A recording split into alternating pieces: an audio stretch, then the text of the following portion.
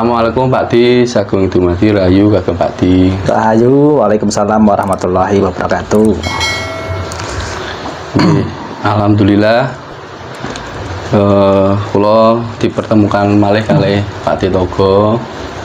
Maka dengan kesempatan ini kula badhe bertanya-tanya kalih Pak Di. Pertanyaan apa? Ngeten Pak Di. Ketika kepanggih Romo oleh Pak Di ini kan membahas masalah antara kesadaran ruh, jiwa dan nafsu gitu. Nah terus sing kula paham ini kan ruh itu kan daya hidup dari yang maha hidup. Nah terus kenapa kok ada juga yang dinamakan jiwa, kesadaran jiwa dan kesadaran raga. Niku pripun Pak Di, kula nyuwun wedharenipun. Kalau roh jelas ya, roh itu adalah daya penghidupan dari segala unsur yang ada di dalam diri jasad ini, baik pun itu jasad kasarnya ataupun jasad halusnya, karena disitulah daya hidup dari Tuhan kan gitu ya. Sementara yang dinamakan dengan jiwa dan raga itu adalah bagian kecil daripada pancaran ruh ini tadi, kan gitu. Jadi semuanya punya tugas masing-masing seperti itu. Jadi raga mempunyai tugas dengan kapasitas raganya, jiwa pun juga mempunyai tugas dengan kapasitas jiwanya. Maka terlahirlah yang namanya jasmani dan rohani, kan gitu ya. Nah, jasmani itu adalah karya raga, rohani itu adalah karya jiwa. Rohani adalah karya jiwa. Seperti itu. Nah berarti nek umpamane kula simpulke berarti niku kan di dalam jasmani itu kan ada nafsu yang menggerakkan di Pak Di. Lah berarti ini apakah ruh yang tersambung dengan nafsu itu namanya jiwa Pak Di? Nah, terus kalau nafsunya itu buruk ya artinya kesadaran jiwanya rendah. Tapi kalau nafsunya itu sudah disadarkan akan tauhid maka akan menjadi jiwa yang murni. Apakah bisa saged disimpulkan ngoten Pak Di? Ya betul. Contoh ya, ketika raga ini menginginkan sesuatu tidak kesampaian, jiwanya meronta, ya kan? Jiwanya meronta, ya. Koyok nyesel ngoten nggih. Ya seperti itu. Jadi itu yang dilahirkan dari pekarep atau sebuah keinginan raga ini tadi. Karena tidak kesampaian, akhirnya disebut dengan kejiwaannya yang meronta. Seperti orang-orang yang mengalami depresi, yang mengalami istilahnya sesuatu yang membuat dirinya akhirnya lupa jati diri, itu karena kesadaran jiwa ini habis dimakan oleh kesadaran nafsu yang ditimbulkan dari sebuah keinginan tadi gitu loh, dari tuntutan raga kan seperti itu. Makanya di sini yang diperkuat itu adalah daya rohnya, karena roh itu dari Tuhan, dayanya dari Tuhan. Sementara kekuatan raga itu dayanya manusia. Kekuatan jiwa itu rasanya manusia. Kalau roh itu murni, dayanya yang maha kuasa. Gitu loh kan. Berarti ini sebenarnya dalam tubuh manusia itu seperti rangkaian Pak Di ya. Rangkaian. Iya. Berarti nek roh itu kan sudah pasti kesadaran akan Tuhannya pasti tinggi. Iya. Nah, cuma ada penghubung antara roh dan raga itu harus melalui nafsu dulu. Ngoten nggih Pak Di? Iya. Lah jika nafsunya sudah sadar akan tauhid, sadar pasti akan mengikuti kesadaran ruh. Iya. Maka raganya juga tenang, jiwanya tenang. Betul. Tetapi jika ruhnya sadar tapi terhambat di nafsu yang belum sadar, maksudnya nafsunya ini akeh sing elek, ngoten Pak Di. Maka jasmaninya otomatis ikut terpengaruh oleh nafsu. Karena tidak terhubung oleh ruh itu tadi Pak Di ya. Iya. Iya Pak Di. Makanya kan kemarin kan saya bikin konten penerangan bagaimana caranya mereformasi dohir, mereformasi batin. Itu kan semuanya kan untuk mengembalikan kemurnian daya ruh ini tadi.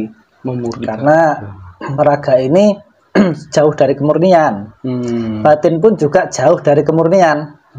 Karena di dalam batin itu sebagai kita manusia banyak permintaan, banyak permohonan, sementara karya kita kepada sang pemilik ruh ini itu dikatakan belum cukup untuk meminta, sehingga doa-doa yang dipanjatkan banyak yang gagal, nggak terkabul. Mungkin bisa terkabul sekarang, besok atau lusa kalau orang umum seperti itu.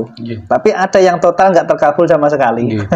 Itu kenapa? Karena daya ruhnya ini belum mencapai titik kemurnian, masih tercampuri dengan situasi nafsu keinginan yang ditimbulkan dari pengaruh cipta rasa karsa manusia itu tadi. Sementara budinya belum dipakai, padahal budinya itu adalah untuk menuju hakikatnya roh. Di dalam roh itu kan isinya cuma budi pekerti, pengabdian kepada Sang Maha Wujud, Sang Maha Tunggal, yang Maha Menyifati, yang Maha Mewujudi. Seperti itu. Itu. Nggih, Pak Di. Nggih, tanggal mulai Pak Di. Berarti niku kan Pak Di kan nate badar teng wejangan nih Pak Di. Kalau manusia itu kan banyak unsur anasir, banyak nafsu-nafsu, atau ada lawamah itu warnanya hitam, terus amaroh merah, sufiyah kuning, mutmainah itu putih. Lah, berarti kalau nafsu itu belum sadar, itu masuknya ke zona yang anasir mana nih Pak Di? Ya, berarti kan masih masih masuk ke dalam 4 anasir itu. Belum berproses di kemurnian. Karena 4 anasir itu ada daya ruhnya yang maha menghidupi, yang maha menggerakkan. Jadi kalau belum murni masih sebatas anasir angin yang menghidupi, anasir tanah yang menghidupi, anasir api yang menghidupi, anasir air yang menghidupi, tapi belum roh sejati yang maha menghidupi. Nah, makanya di sini penting sekali untuk membuka kesadaran. Maka kita harus berlatih mulai dari mereformasi keadaan dahiriyah kita, keadaan lahir kita, jasmani kita, untuk menuju kesadaran roh, mengolah, mengasah kesadaran batin untuk menuju kesadaran roh, kan seperti itu. Nah, jadi kita itu kalau belum sadar itu otomatis masih terjebak di antara sekat ruang-ruang nafsu itu Pak Di ya? Iya, betul. Berarti harus melewati 4 ruang itu, nek ingin harus sadar. Iya, seperti itu. Karena banyak sekali hal-hal yang terkadang kita lupakan, seperti hakikatnya roh ketika masuk di dalam badan itu disebut nyawa, ya kan? Terus di dalam nyawa itu penggerak daripada sumbernya itu adalah nafas, keluar masuknya nafas itu kan nyawa. Sementara penggeraknya daya rasa itu adalah di jiwa. Atau bahasa Jawanya sukmo, gitu.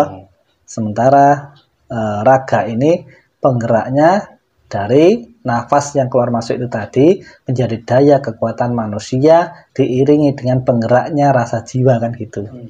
Tapi kesadarannya terkadang jauh dari kesadaran murni, sehingga terkadang kita lalai lupa dengan hakikat sang sejati. Makanya yang pertama kita harus betul-betul mengenal diri dulu untuk mencapai makom-makom rohani, kan seperti itu. Kalau kita sudah mengenal diri, maka perjalanan itu akan terus berlanjut, tidak terhambat, tidak berhenti. Karena manusia itu umumnya terkadang terpaut dengan keadaan-keadaan secara dahiriyah, secara jasmani, kan gitu kan. Cara rohani kan jarang, Kang. Jarang yang istilahnya mendalami rohani, kan gitu kan. Jadi yang nampak ini yang dipelajari ya kesunyatan hidup yang ada, tapi tidak melihat di balik kesunyatan kehidupan yang sesungguhnya, kan gitu kan. Ya memang betul segala sesuatu penciptaan sudah sempurna. Tapi kenapa ada pembelajaran tentang insan kamil, menyempurnakan keinsanannya sebagai manusia? Bukankah Allah sudah menciptakan segala sesuatunya dengan sempurna? Ada lagi pelajaran yang namanya kamil mukamil, menyempurnakan dan menyempurnakan. Itu kan sudah sempurna dan sempurna, kenapa harus disempurnakan lagi? Lah, itu kan bagian luasnya. Tapi apa benar kita sudah betul-betul bisa menyaksikan kesempurnaan insan kamil kita sebagai manusia? Apa betul kita sudah bisa menangkap kemahasempurnaan Allah Subhanahu wa taala kan di situ. Makanya kita berproses mengolah kan gitu kan. Nggih. Oh, nggih Pak Di. Berarti kesimpulannya niku Pak Di niku kan sering ayo do patrap. Patrap itu kan kon meneng konteksnya untuk mengenali diri sendiri. Berarti Betul. Nafsu-nafsunya, egonya. Jadi ketika sudah selesai patrap, kita jalan di kehidupan tuh iso patrap sing sesungguhnya ya untuk mengenal, sing kenal dirinya otomatis mengenali Tuhannya. Ngoten Pak Di. Iya, bahasa Jawanya patrap, kalau bahasa Arabnya tafakur. Bahasa kerennya ya meditasi atau semedi. Itu sebuah rutinitas di dalam menemukan hakikat diri untuk selalu meneliti, mengevaluasi diri kan gitu kan. Nah, makanya kita harus benar-benar yang namanya betul-betul mukasabah itu di situ. Kita harus betul meneliti, mempelajari diri kita dengan mengosongkan diri.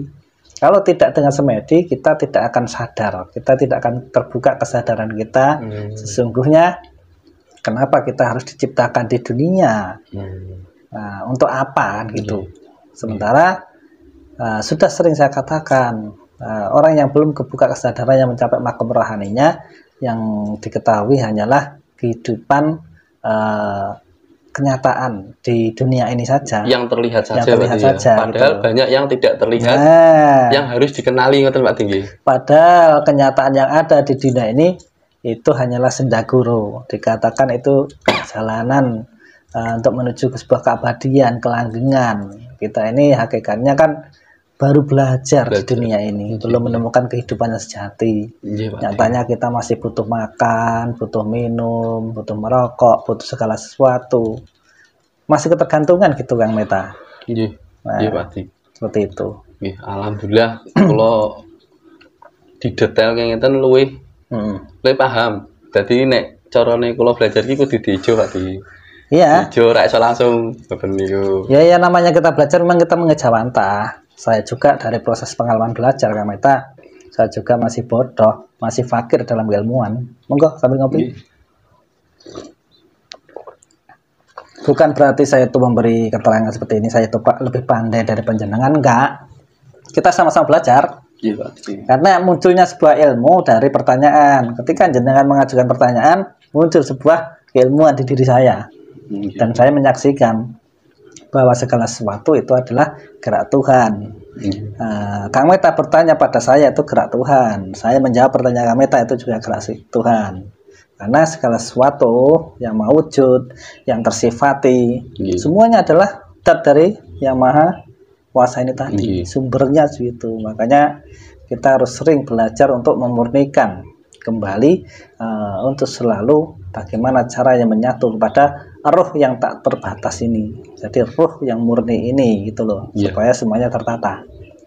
Jadi perlu diingat, roh itu adalah sumber daya penghidupan yang menghidupkan akal, nafsu, jasad, dan menghidupkan luar dalam jasmani dan rohani kita seperti itu loh. Kalau orang Jawa mengatakan di sana ada daya adikodrati ya. Ada sumber daya jasmani dan rohani. Seperti itu loh Kang. Tambah paham belum? Alhamdulillah. Ada lagi pertanyaan. Jelas. Berarti kan konteksnya manusia kan Pak Di kan sering ngendikan bahwa aku itu Allah ngendikan aku ingin dikenali maka aku menciptakan makhluk untuk Pak Di ya. Terus betul. Kenalilah dirimu maka kamu akan mengenaliku. Padahal sebenarnya simpel tapi ternyata rumit kan? Rumit gila kadang kepleset yang mereka Pak Di. Kadang ternyata kan setelah di patrap masuk itu kan lebih mengenali. Jadi setelah kenal ternyata aku itu sopo-sopo ngoten Pak Di. Nah, saya sekarang berbalik bertanya pada Kang Meta. Di dalam meditasi itu Kang Meta mencari apa? Mencari kemurnian kesadaran Pak Di. Nah, itu.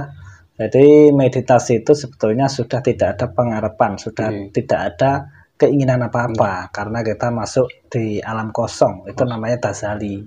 Karena bentuk welas asih Allah Subhanahu wa taala, bentuk keadilan Allah Subhanahu wa taala itu ketika apa? Ketika sudah mengenal yang namanya bertasali kan gitu. Tasali itu adalah pengosongan. Intinya hanya Tuhan yang ada. Dan kenapa Allah menciptakan segala sesuatu saya sebut sudah sempurna, tapi faktanya terkadang dari segi pandangan manusia pun terkadang ada manusia yang diciptakan belum sempurna. Kadang ada yang diciptakan dengan kekurangan fisiknya, kadang nggak punya tangan, nggak punya kaki. Ya itu justru kesempurnaan, keseimbangan, gitu loh. Disitulah letak kesempurnaannya. Itu jadi ada imbangannya. Tapi jangan khawatir. Allah itu maha adil, maha welas. Makanya disebut ada yang namanya tasali perjalanan itu nanti suatu saat yang belum sempurna pasti akan mendapatkan sebuah kesempurnaan. Asal ridho di dalam menjalani setiap kehidupannya.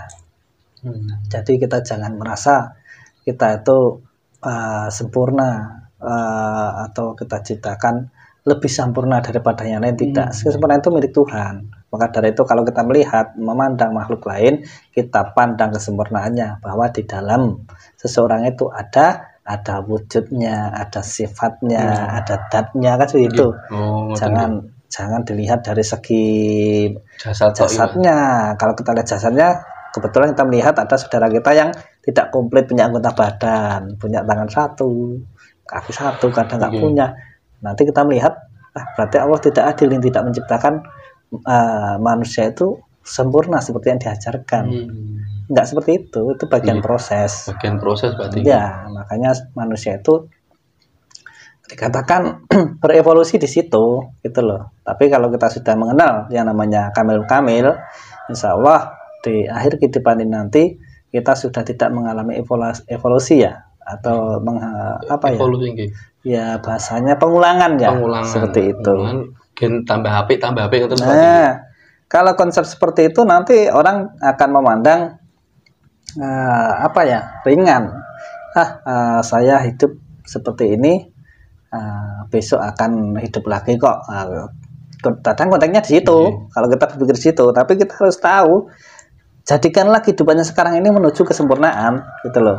Jangan mau diulang-ulang lagi kan gitu. Gitu loh. Lebih paham kan Meta? Jadi tadi kuncinya itu ridho berarti ya. Iya. Ridho apapun yang terjadi, yang menimpa kita tuh ridho. Berarti sebenarnya ridho itu bahagia kan nih? Iya. Kita ridho dengan segala sesuatu apa yang diberikan Tuhan. Manusia itu diberikan kekurangan dan kelebihan, itulah kesempurnaan. Sifat daripada kekurangan pasti ada kelebihan, sifat kelebihan pasti ada kekurangan, imbangannya di situ, baru disebut yang namanya sempurna kan seperti itu. Ya. Alhamdulillah. Lebih jelas ya. Ada lagi yang mau ditanyakan? Sampun tadi. Sudah. Ya ngobrol-ngobrol santai, bincang santai, semoga manfaat. Bagi kawan, praktek berarti. Ya. Bagi kawan-kawan Kang Toko TV yang berbahagia di mana saja, semoga segala sesuatu urusan panjenengan dilancarkan, dimudahkan oleh Allah Subhanahu wa taala. Amin. Dan apabila tayangan kami ini bermanfaat, monggo jangan lupa di-subscribe, like, share supaya nanti mendapatkan notifikasinya, bisa mengikuti kajian-kajian rohani yang kita sajikan. Kita juga orang fakir yang baru belajar untuk menjadi orang baik dan benar. Semoga kita selalu terbimbing ya kepada Allah Subhanahu wa taala, selalu mendapatkan ilhamnya. Sekian dulu, terima kasih. Sagung Temati Rahayu. Assalamualaikum warahmatullahi wabarakatuh. Waalaikumsalam warahmatullahi wabarakatuh. Rahayu Pak Di. Rahayu. Tampi, kalau tampi Pak De. Tidak khawatir lur, awak